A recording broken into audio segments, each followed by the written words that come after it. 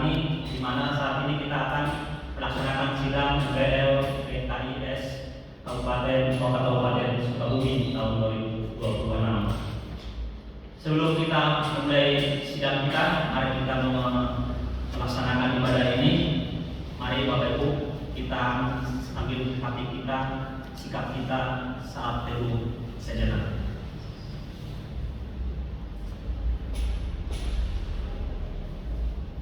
Kita berdoa. Ya Allah Bapa yang berkata dalam kerajaan sorga, kami mengucap syukur kepadamu karena atas penyertaan-Mu yang tak berkesudahan, Engkau mengampuni kami semua yang hadir pada saat ini. Ya Allah, pada saat ini kami dari utusan dari berbagai gereja di kota Kabupaten Sukabumi,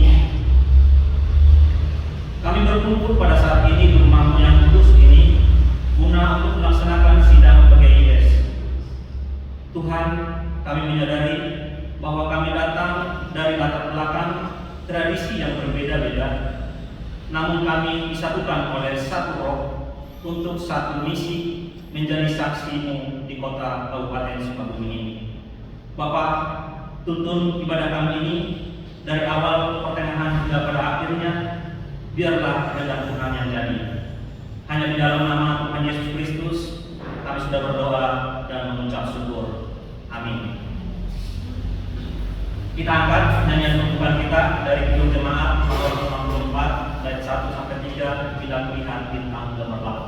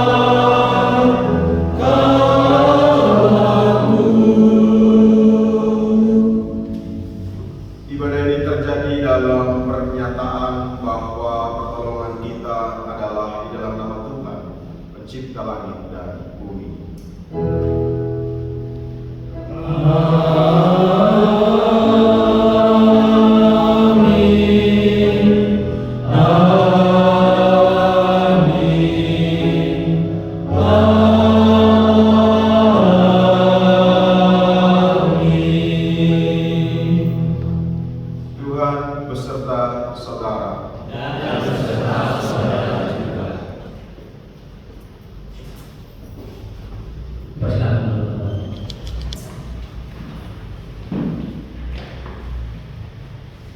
Persidangan PBIS Kota Kabupaten Sukabumi saat ini digelar pada hari ini dengan iman bahwa gereja-gereja Tuhan bersekutu sebagai bagian dari tubuh Kristus.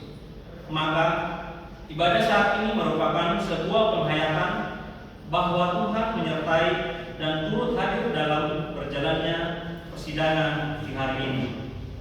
Ayat yang mendasari ibadah pembukaan kita adalah seturut dengan Daniel pasal yang ke-12 ayat yang ketiga yang berkata demikian.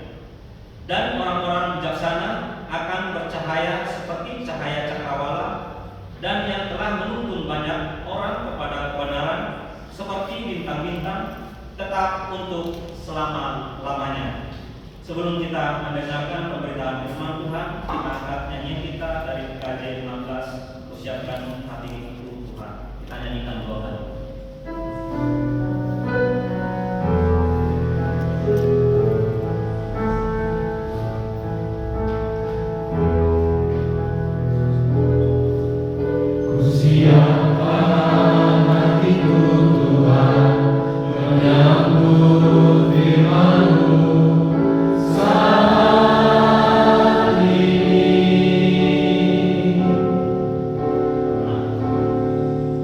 Aku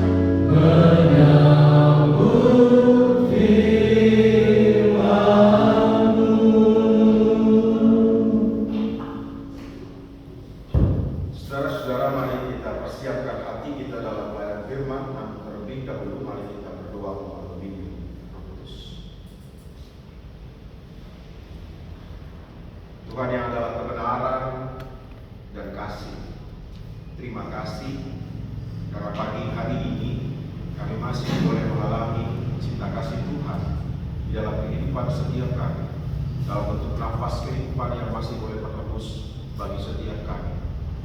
Bahkan saat ini kami masih boleh hadir di rumah-Mu yang kudus untuk melaksanakan sidang PLPGIS. Kami mohon penyertaan Tuhan, maka di dalam pembukaan kami rindu mendengar kebenaran sabda Tuhan sebagai dasar di dalam menjalankan persidangan ini ke depan. Tuhan urapi setiap hati yang boleh mendengar kebenaran sabda-Mu dengan kekuatan daripada Roh-Mu yang kudus, sehingga firman-Mu tidak berlalu begitu saja, tapi tetap tinggal diam di dalam hati dan pikiran, bahkan boleh berbuah di dalam kata dan perbuatan setiap jemaat-Mu tempat ini Tuhan. Hamba-Mu yang akan berbicara, akan melayangkan di hadapan hadirat-Mu yang kudus saat ini. Kuasa Roh-Mu yang kudus menuntun setiap kata yang keluar dari bibir dan mulut hamba. Terpujilah nama Tuhan, Allah yang kami sembah dalam nama Tuhan kami Yesus Kristus. Firman yang hidup, kami siap mendengarkan firman. Amin. Bacaan firman Tuhan kita terambil di pagi hari ini dalam surat Efesus pasal yang kelima, ayat yang ke-8 sampai dengan 9, yang berkata, memang dahulu kamu adalah kegelapan, tetapi sekarang kamu adalah terang di dalam Tuhan. Sebab itu, hiduplah sebagai anak-anak terang. Karena terang hanya berbuahkan kebaikan dan keadilan dan kebenaran. Demikianlah firman Tuhan. Berbahagialah setiap mereka yang mendengarkan dan memelihara firman-Nya dalam kehidupan sehari-hari. Haleluya.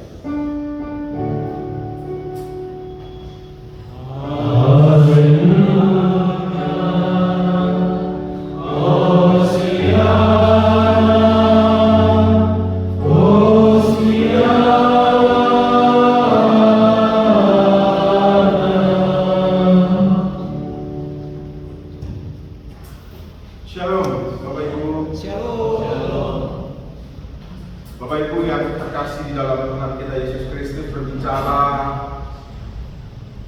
surat Efesus sulit rasanya jika tidak memperhatikan latar belakang dari kota Efesus itu sendiri. Sebagai sebuah kota yang boleh dikatakan di zaman kuno sebagai yang metropolitan, bahkan sebagai salah satu pusat ekonomi di Asia Barat Daya kuno pada saat itu. Kota ini memiliki keunikan tersendiri. Selain sebagai kota dagang, juga sebagai kota di mana banyak orang bertukar informasi. Banyak orang ingin datang ke kota ini untuk bertukar informasi, untuk berdagang, dan kemudian untuk sekedar bersilaturahmi di dalamnya. Sehingga membuat kota Efesus ini sebagai salah satu kota yang hetero dalam segala bidang pada saat itu, baik budaya, baik perekonomian, baik juga kelas sosial yang ada di dalamnya. Hetero dalam segala bidang tersebut secara positif kita maknai sebagai sebuah kota yang berkembang. Namun secara negatifnya pun kota Efesus, karena saking beragamnya pemahaman yang ada di dalamnya, juga timbullah semacam pemahaman yang keliru. Saking banyaknya budaya yang berkembang di kota Efesus, maka nilai-nilai spiritual yang berkembang pun praktis ikut tumbuh juga.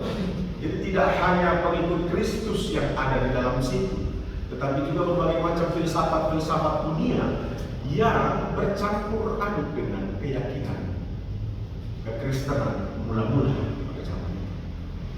Disinilah peranan gereja menjadi kabur dalam pandangan Rasul Paulus, sehingga Rasul Paulus menuliskan dengan nada yang tegas dalam surat Efesus ini tentang identitas gereja yang sebenarnya.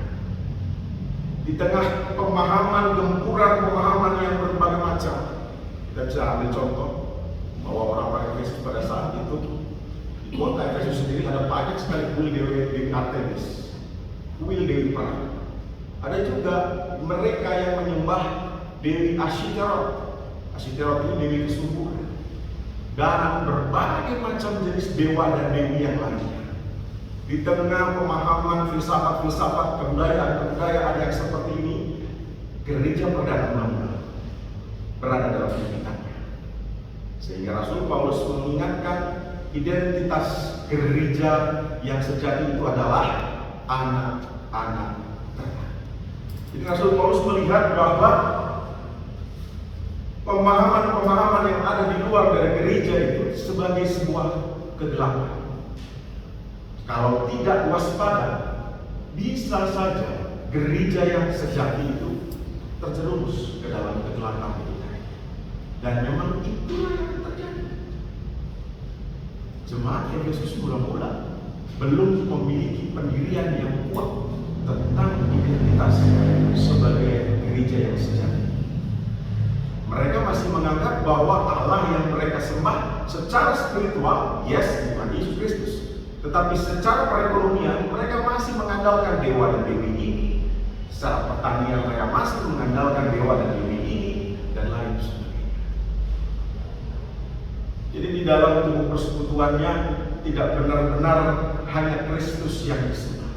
Ada ilah-ilah lain yang disengajakan ikut di dalam tubuh gereja mula-mula. Inilah yang dikritik oleh Rasul Paulus untuk dibersihkan. Dahulu, katanya dari ayat 8 ya. Mari kita baca sekali lagi. Memang dahulu kamu adalah kegelapan. Artinya bukan kegelapan kurang cahaya, tetapi kegelapan rohani, tidak punya pegangan tentang yang benar itu seperti apa. Namun sekarang, tetapi sekarang kamu adalah terang di dalam Tuhan. Paulus menegaskan bahwa gereja mula-mula adalah terang. Jadi bukan diterangi, tetapi gereja itulah seharusnya yang menjadi terang. Dia bukan diterangi, tetapi menjadi terang. Jadi tidak boleh ada kegelapan di dalam terang tersebut. Sebab itu hiduplah sebagai anak-anak terang. Bagaimana hidup sebagai anak-anak terang? Anak-anak terang adalah anak-anak yang membuahkan kebaikan, keadilan, dan kebenaran. Inilah yang dituntut oleh Rasul Paulus kepada jemaat di Efesus, jemaat mula-mula.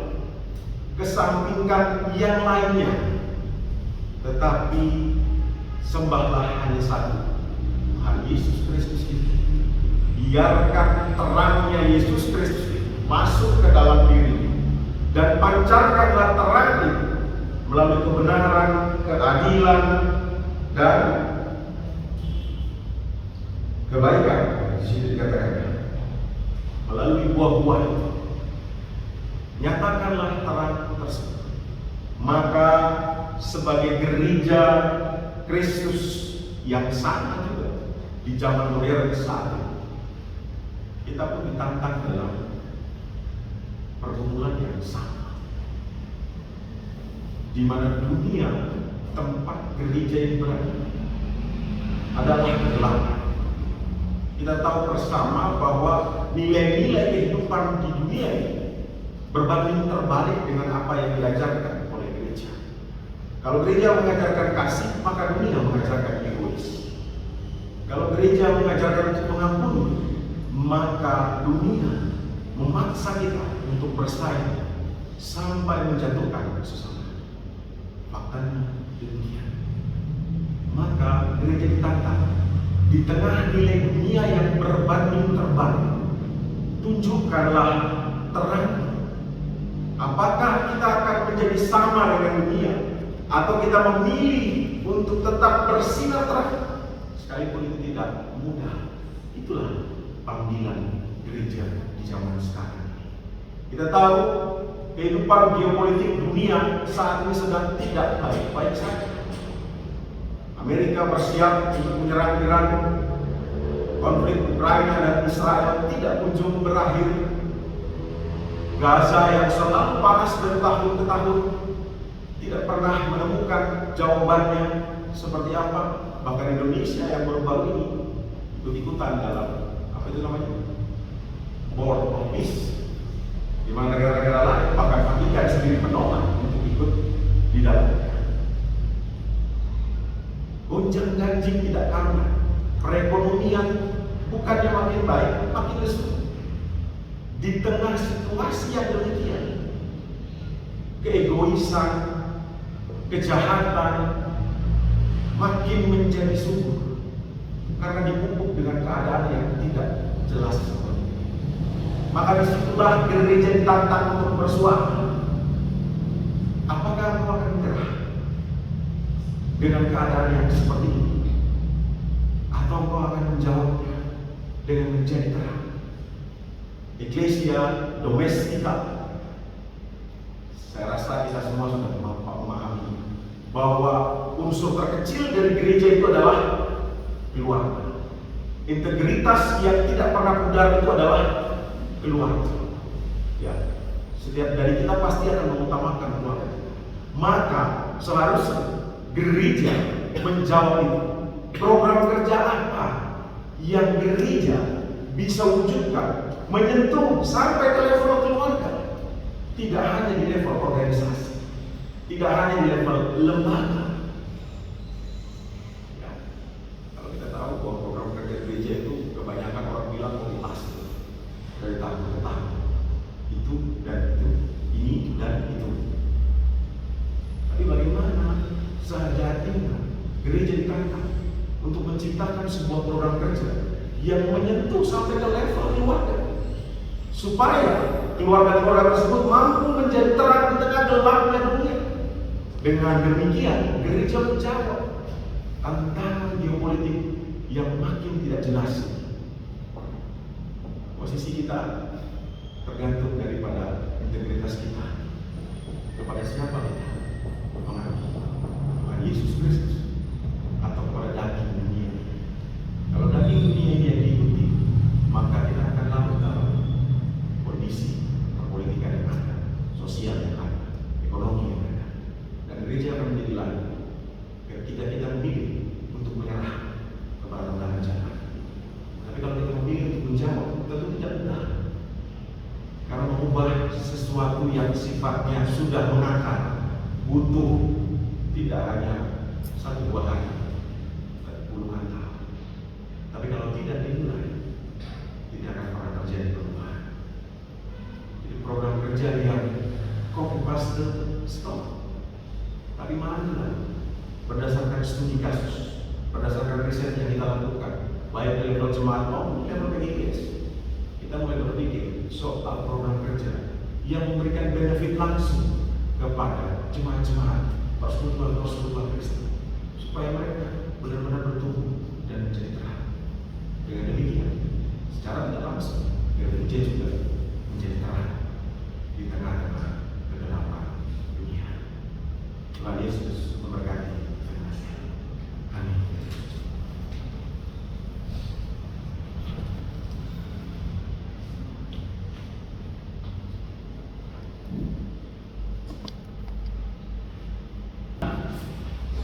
Layani lebih sungguh, kita nyanyikan Bapak. Melayani,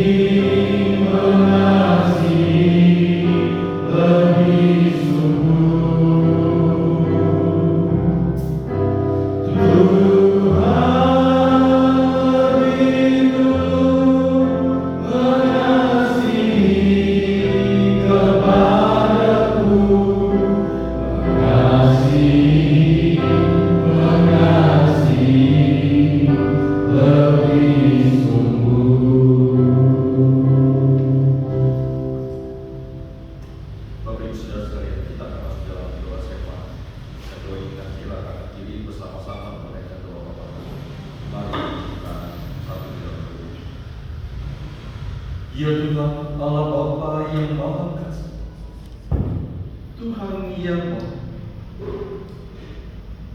Allah yang senantiasa menyertai seluruh perjalanan kehidupan, pelayanan kami bersama-sama, PGIS Sukabumi.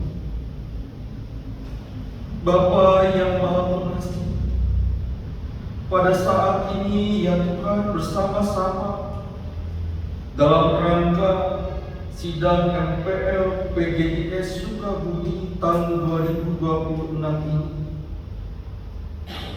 kami bersyukur Tuhan bahwa kami dapat melaksanakan persidangan pada saat ini. Kami boleh memulainya di dalam ibadah pembuka. Kami telah mendengarkan firman-Mu, sekiranya akan terus mengingatkan kepada kami sebagai anak-anak terang untuk terus dapat memberikan dampak yang positif mulai dari diri kami, keluarga, bahkan juga persekutuan kami bersama PGIS Sukabumi. Sehingga melalui pelayanan, melalui program-program kerja, melalui berbagai macam aktivitas kebersamaan kami dalam bentuk PGIS Sukabumi, semuanya itu ya Tuhan akan terus mendatangkan sukacita,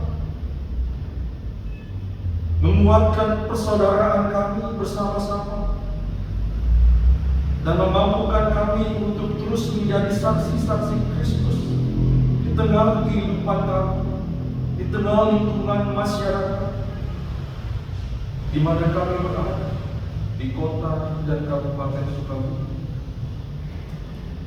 Kami bersyukur kami boleh ada di tempat ini, di KI Cibadak.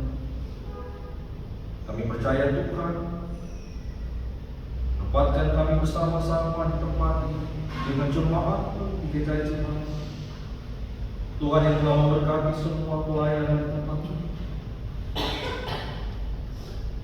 Kiranya apa yang kami lakukan bersama dari awal sampai pada akhirnya nanti, semuanya dapat kami lakukan dengan baik, dengan benar. Oleh kami terus memohon kiranya Roh Kudus yang memimpin seluruh persidangan kami dari pagi hingga pada siang hari nanti.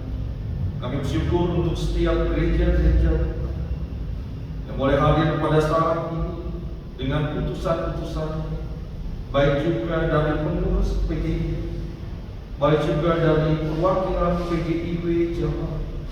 Kami boleh bersama-sama berkumpul di tempat ini. Kiranya kekuatan, sehat, hikmat dan kebiasaan dari Tuhan akan terus menjadi bagian dari keberadaan kami masing-masing untuk mengikuti persidangan ini. Terima kasih Tuhan. Terima kasih untuk seluruh kebaikan Tuhan bagi kami. Kiranya apa yang kami lakukan pada saat ini melalui sidang MPL PGIS Sukabumi berkenan di hadapan Tuhan, menjadi kemuliaan buat nama Tuhan saja. Inilah doa kami dan harapan kami ya Bapak. Kiranya kami serahkan sepenuhnya acara demi acara yang akan kami lakukan pada hari ini semuanya dengan kasih Tuhan.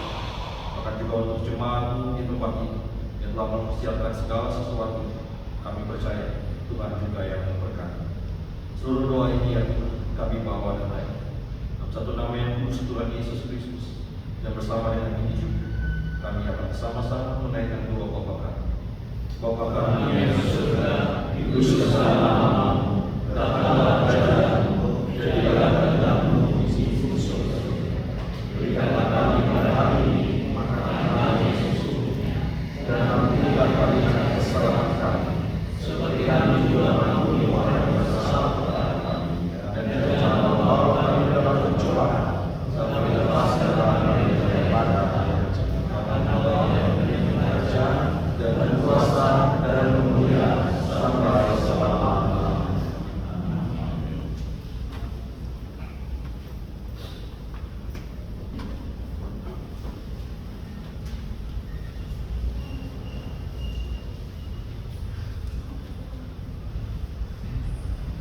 Bapak Ibu yang terkasih, marilah kita mengucap syukur kepada Allah melalui persembahan syukur kita. Perkataan di dalam 2 Korintus pasal yang ke-8 ayat yang ke-12 yang berbunyi demikian. Sebab jika kamu rela untuk memberi, maka pemberianmu akan diterima. Kalau pemberianmu itu berdasarkan apa yang ada padamu, bukan berdasarkan apa yang tidak ada padamu. Sambil kantong persembahan didengarkan, kita memuji Tuhan dari Kidung Jemaat 403 bait pertama sampai ketiga, pujian berkat dan terserah.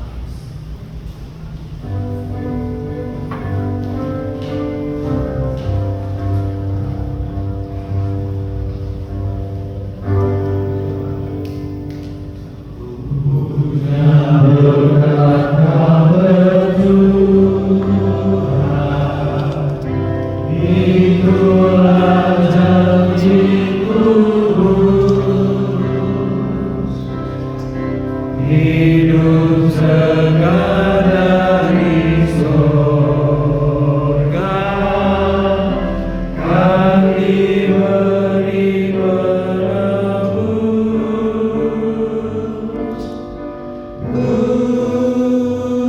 Hujan berkat-Mu,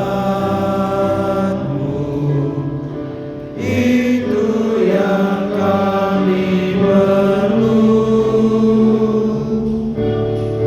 Sudah menetes berkat-Mu, biar tercurah penuh.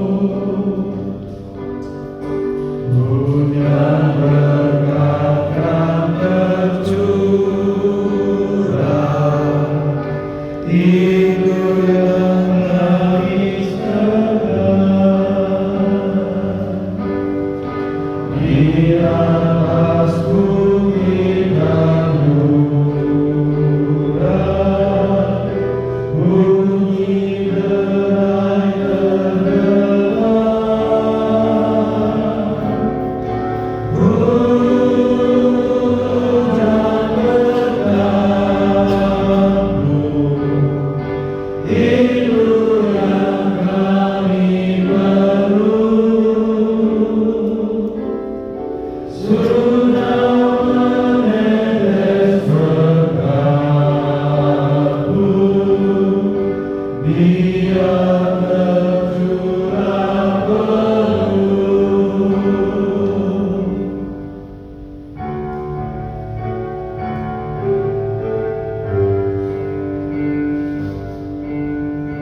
Hujan berkat yang tercurah, kini kami berseru. Berilah derai baruan, agar genap sabda-Mu.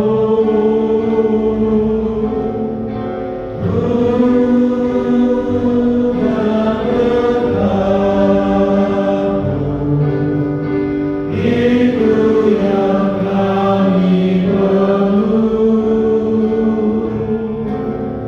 Sudah menetes berkat-Mu, biar tercurah penuh. Mari kita berdoa. Ya Tuhan, Allah yang pengasih, sumber segala berkat dan kasih kami. Bersama-sama pada saat ini kami serahkan persembahan syukur kami ke hadirat-Mu yang Maha Kudus. Kiranya Tuhan berkenan menerima, memberkati dan menguduskan, agar segala sesuatu hal yang telah kami kumpulkan ini kiranya juga dapat terpakai dengan baik, dipergunakan untuk kemuliaan nama Tuhan saja. Kami percaya bahwa Tuhan yang telah memberkati kehidupan kami. Ajar kami juga ya Tuhan, untuk juga dapat mempersembahkan hidup kami sepenuhnya dalam melaksanakan tugas panggilan kami sebagai gereja. Berkati setiap orang-orang dalam setiap pekerjaan dan usaha, sehingga dengan semuanya itu pun kami boleh terus sama-sama mendukung seluruh pelayanan kami di gereja, terkhusus dalam lingkup PGIS. Terima kasih Tuhan. Di dalam nama Tuhan Yesus Kristus kami berdoa. Amin.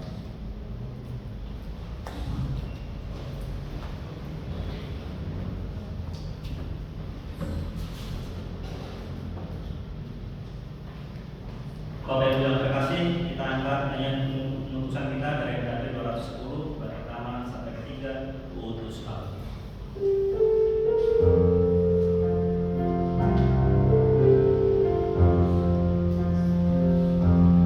Utus Kau berarti hari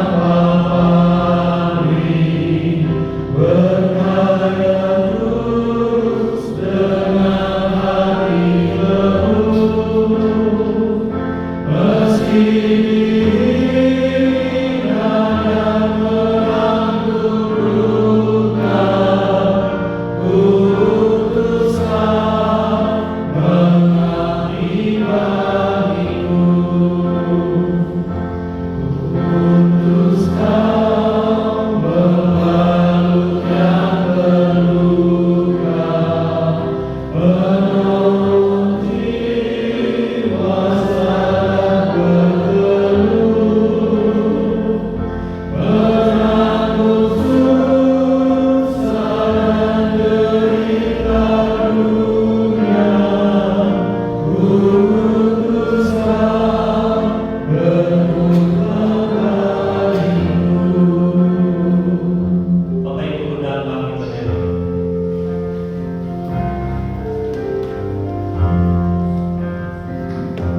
Utus Kau kepada yang tersisih, yang hatinya milikmu disatu, sebatang karanan ada Allah. Utus Kau membagi kasih-Mu. Karena Bapa mengutusku,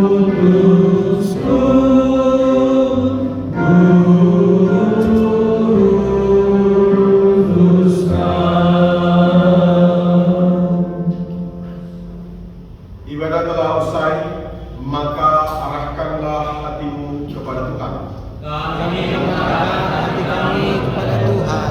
Jadilah saksi Kristus.